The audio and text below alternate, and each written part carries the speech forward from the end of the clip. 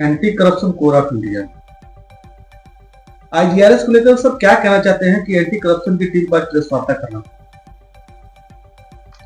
देखिए, एक विचित्र स्थिति पैदा हो रही है। यहाँ उत्तर प्रदेश में माननीय ओजस्वी मुख्यमंत्री जी के मंशा को धूमिल करने का पूरा काम प्रशासनिक अधिकारी कर रहे हैं। एक पत्र हम लोगों ने अध्यक्ष के रक्षा के लिए प्रधानमंत्री को दिया था, जिसके सापेक्ष प्रधानमंत्री के आदेशानुसार उत्तर प्रदेश के ओजस्वी मुख्यमंत्री जी और सक्षम अधिकारियों ने एक पत्र उत्तर प्रदेश के सभी पुलिस आयुक्तों, वरिष्ठ पुलिस अधीक्षक और पुलिस अधीक्षक को दिया कि इसके अनुपालन हेतु अग्रतर कार्रवाई किया जाए। जिसके संबंध में हम लोगों ने एक पत्र माननीय ओजस्वी मुख्यमंत्री जी को दिया कि इसका अनुपालन धरातल पर नहीं हो रहा है। लेकिन आश्चर्य है कि वह मुख्यमंत्री जी को जो पत्र दिया गया, उस पत्र को आईजीआरएस में कन्वर्ट कर दिया गया और उसका निस्तारण इतना मनमाने तरीके से किया गया, जिसका कि अब जब हमारे साथ ऐसी स्थिति बनी है तो आम जनता के साथ कैसी बनती होगी या पता नहीं। इसकी जांच हमारे एक सीओ गोला ने किया और उन्होंने पूरे तथ्य को छुपाते हुए एक ऐसा निस्तारण किया जो कि आवेदन से कहीं मैच ही नहीं खाता। उन्होंने अपने जांच आख्या में लिखा है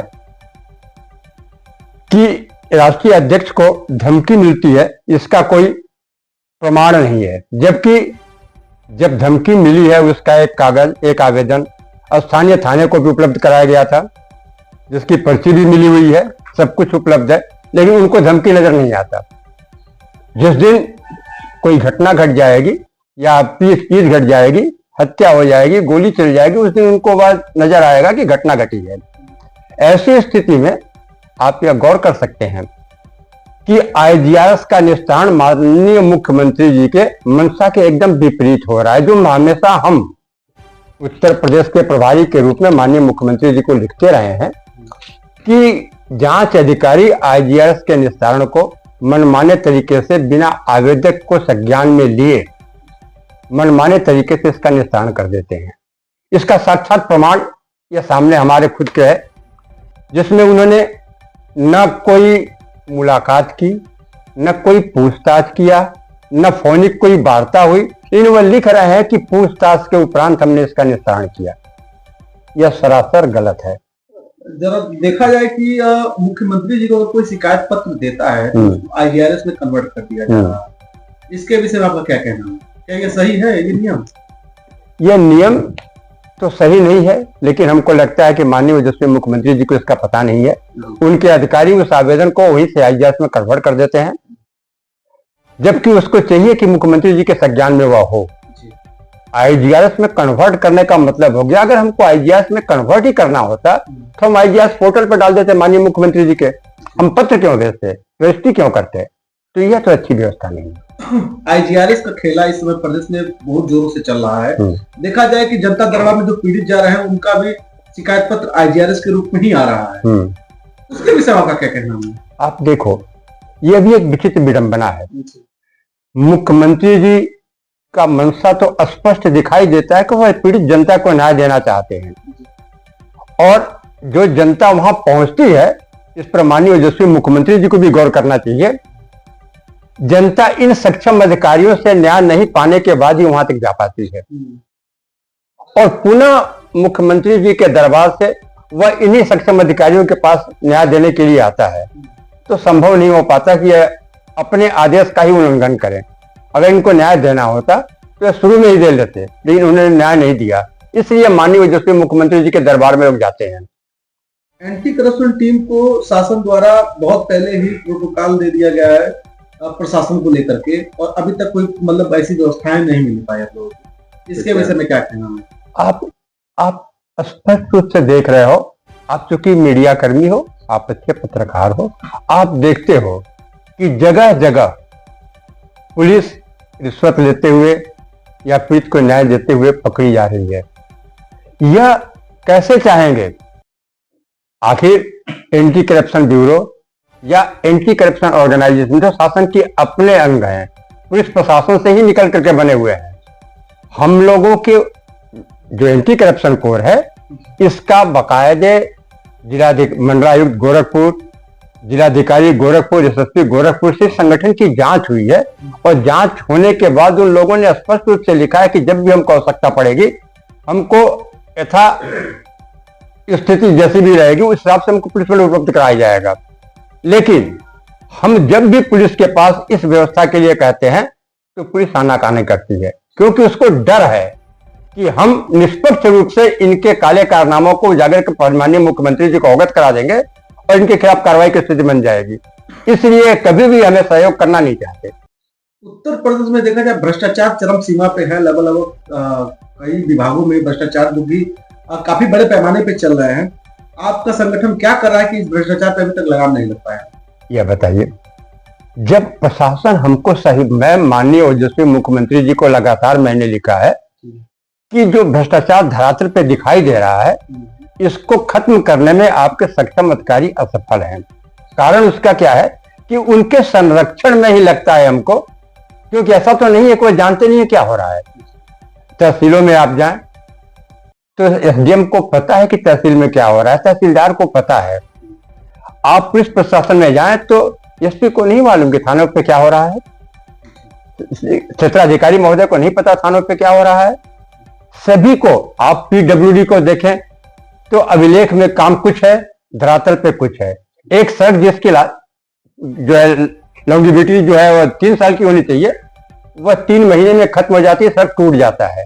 आखिर यह भ्रष्टाचार देश को पीछे ले जा रहा है, माननीय ओजस्वी मुख्यमंत्री जी के छवि को खराब कर रहा है। उनको इस पर ध्यान देना चाहिए। और एक जैसे सभी जगह इन लोगों ने प्राइवेटाइजेशन को दिया दायित्व विकास के लिए, वैसे एंटी करप्शन कोर को पूर्ण अधिकार और सहयोग और सुरक्षा इनको प्रदान करना चाहिए, ताकि हम उनकी मंशा के अनुसार धरातल पर भ्रष्टाचार खत्म करने का काम करके और उनके जीरो टॉलरेंस भ्रष्टाचार को धरातल पर स्थापित कर सकें। एंटी करप्शन टीम को शासन द्वारा कब का आदेश मिला हुआ था पुलिस बल सहयोग के लिए? अभी तक पुलिस बल नहीं मिल पाया। कई भी देखा जाए समस्याएं आप लोगों के ऊपर आ रही है जिसका निस्तारण नहीं हो पा रहा है। अब आगे अगला कदम क्या होगा ताकि इस मामले को आगे बढ़ाया जा सके? अगर यह 2019 में माननीय ओजस्वी मुख्यमंत्री जी के निर्णय के हिसाब से उस तत्कालिक जो उप सचिव थे उनके निर्देशानुसार सारी जांचों के बाद हम लोगों को यह अधिकार मिला। और उस अधिकार के लिए डीजीपी महोदय ने समस्त पुलिस अधिकारियों को इसको लिखित रूप में दिया, जिसकी व्याख्या हम लोगों के पास है, मौजूद है। सभी एसपीओ ने लिख के दिया कि जब भी हमको आवश्यकता पड़ेगी सुरक्षा उपलब्ध कराया जाएगा। लेकिन धरातल पर जब शासन के आदेश का अनुपालन नहीं है तो फिर कोई मतलब ही नहीं है, कहां से भ्रष्टाचार खत्म हो, संभव ही नहीं है। आगे क्या क्या निर्णय ले रहे हैं आप? नहीं होगा तो हम माननीय उच्च न्यायालय के शरण में जाएंगे, उच्चतम न्यायालय के शरण में जाएंगे और माननीय ओजस्वी मुख्यमंत्री जी के से मुलाकात करके उससे कहेंगे कि आप अपने आदेश का धरातल पर अनुपालन करने का एक व्यवस्था सुनिश्चित करें, ताकि आपकी छवि धूमिल न हो, बनी रहे। एंटी करप्शन टीम इस समय वर्तमान समय भारत में कितने राज्यों में काम कर रहे हैं? 18 राज्यों में हम काम कर रहे हैं और सभी जगह हम पूरी तत्परता से काम करते हैं। माननीय ओजस्वी प्रधानमंत्री जी के मंशानुसार हम धरातल से भ्रष्टाचार को खत्म करने का काम करते हैं, इंगित करते हैं, बार बार अपने पत्रों के माध्यम से इंगित करते हैं कि इस जगह इस तरह का भ्रष्टाचार है, इसको खत्म करने का आप काम करें। अब वहां से भी यही सक्षम अधिकारी आते हैं जिनको कोई कार्यपालिका का कोई अस्तित्व ही नहीं रह गया है, या भ्रष्टाचार में पूर्णतः अपने आप को लिख पाते हैं, तो क्या करेंगे, कैसे कर पाएंगे इसको? एंटी करप्शन की टीम द्वारा बार बार शासन और प्रशासन पे जो आप आरोप लगा रहे हैं, तो इसमें क्या उच्च न्यायालय जाने बाद क्या आपको इसमें सफलता मिलेगी? देखिए, हम आरोप नहीं लगा रहे, यथा स्थिति से अवगत कराने का काम कर रहे हैं। आप देखें, किसी पर आरोप नहीं है, लेकिन आप इसको अगर देखें, खुली नजर से देखें, तो मैंने जो कहा वो स्पष्ट दिखाई दे रहा है, और जो दिखाई दे रहा है मैंने उसको कहा है। और अगर न्यायालय भी इसको संज्ञान में नहीं लेगा, सरकार भी इसको संज्ञान में नहीं लेगा, तो धरातल से जीरो टॉलरेंस भ्रष्टाचार की बात करना इस देश में फिर बड़ा मुश्किल है, संभव ही नहीं है। अध्यक्ष जी, anti corruption core of India इस समय 14 राज्यों में काम कर रहा है, 18 राज्यों में काम कर रहा है। इतनी भी समस्याएं आप लोगों पर आती है और प्रशासनिक सहयोग नहीं मिल पाता है, क्या कहना चाहते हैं आप? प्रशासनिक सहयोग इसलिए नहीं मिल पाता है, हमारा जहां तक सोचना है कि जब प्रशासन ही भ्रष्टाचार को संरक्षित करता हो तो सहयोग कहां करेगा। इसलिए नहीं करेगा कि अगर सहयोग करेंगे तो शायद उसकी पोल खुलेगी, इसलिए सहयोग नहीं मिल पाता। क्या कारण है कि प्रधानमंत्री के द्वारा जो है आपको प्रोटोकॉल देने के बाद भी आजकल जो है स्थानीय प्रशासन जो है इस तरह का प्रोटोकॉल देने के अप्रैल या मई में प्रधानमंत्री कार्यालय से पत्र आए हुए हैं, जो माननीय मुख्यमंत्री उत्तर प्रदेश के यहाँ भी आए और श्री अरविंद मोहन जी हैं जिन्होंने इसको आदेश पारित किया। पुलिस डीजीपी महोदय ने आदेश पारित किया कि इनको अग्रेतर कार्रवाई इस पर की जाए कि शासकीय अंगरक्षक और प्रोटोकॉल उपस्थित करवाया जाए, लेकिन आज तक नहीं हुआ। मैंने पत्र भी संज्ञान में दिया मुख्यमंत्री जी को, डीजीपी महोदय को, वरिष्ठ पुलिस अधीक्षक महोदय को, और उस पर कोई संज्ञान नहीं लिया गया। थाने से फोन जाता हमारे पास आज के 1 महीने पहले कि क्या आपको सुरक्षा मिला। हमने कहा कि आप मुझे मेरे बातों पर शायद हंस रहे हैं, लेकिन सुरक्षा होगा तो आपके यहाँ इंगित होगा कौन है मेरे साथ सुरक्षा में, कौन नहीं है। वह चुप हो गया। उसके बाद मैंने फिर 2/1/26 को मैंने प्रधानमंत्री जी को लिखा पत्र, और उसके सापेक्ष में वहां से आया, उसको कन्वर्ट करके IGRS में आ गया हमारे CO गोला महोदय के यहाँ। CO गोला महोदय ने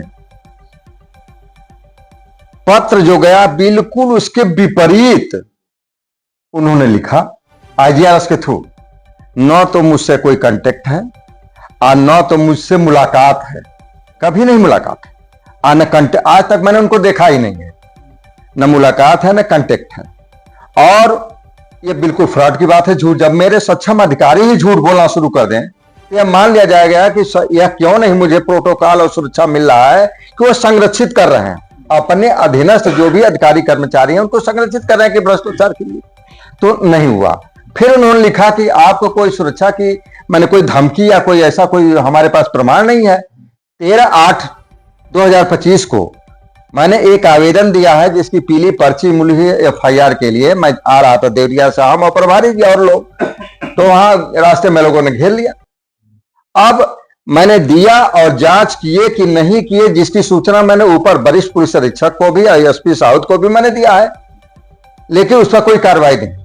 यानी कुल मिलाकर के ऐसा उल्टा इन्होंने लगाया है IGRS में रिपोर्ट कि आवेदन से कोई तालमेल ही नहीं बैठता। यानी कुल मिलाकर के संरक्षित करने का प्रमाण है या जो भी है, और यह नहीं चाहते कि हमारी पोल को खुले, इसलिए वह अंगरक्षक या प्रोटोकॉल मुझे उपलब्ध कराने के लिए कोई ऐसा अनुपालन नहीं किए जो शासन की मंशा विफल हो रही है। इसमें उनके आदेश का कोई महत्व ही नहीं रह गया, इसलिए यह संरक्षित करते हैं। उनके पोल को न खोला हम खोले हमारे संगठन, इसलिए उन्होंने अनुपालन की कोई प्रक्रिया शुरू नहीं की है। अग्रिम क्या कार्रवाई होगी? अब अग्रिम कार्रवाई अभी हम इंतजार कर रहे हैं। आप मान्यवर सभी लोगों के माध्यम से उनके कानों तक पहुंचा रहे हैं पूरे उत्तर प्रदेश में, कि हो सकता है मेरे मुख्यमंत्री जी को मालूम हो, यह बात उनके कान तक जाती नहीं, क्योंकि मेरे प्रभारी जी ने अभी कहा है कि जो हम रजिस्टर्ड डाक से भेजते हैं उसको कन्वर्ट कर दिया जाता है IGRS में। यानी वहां तक उनके कानों तक नहीं जा रही है कि मेरे आदेश का अवहेलना किया जा रहा है कि मेरे आदेश का पालन किया रहा है। अगर हो सकता है आप लोगों के माध्यम से वहां तक पेपरों और सब चैनलों के माध्यम से पहुंचे तो हो सकता है कोई कार्रवाई करे। अगर नहीं होगा तो जैसे हमारे प्रभारी जी ने कहा, हम आगे कदम उठाएंगे, कोर्टों का शरण लेंगे। धन्यवाद।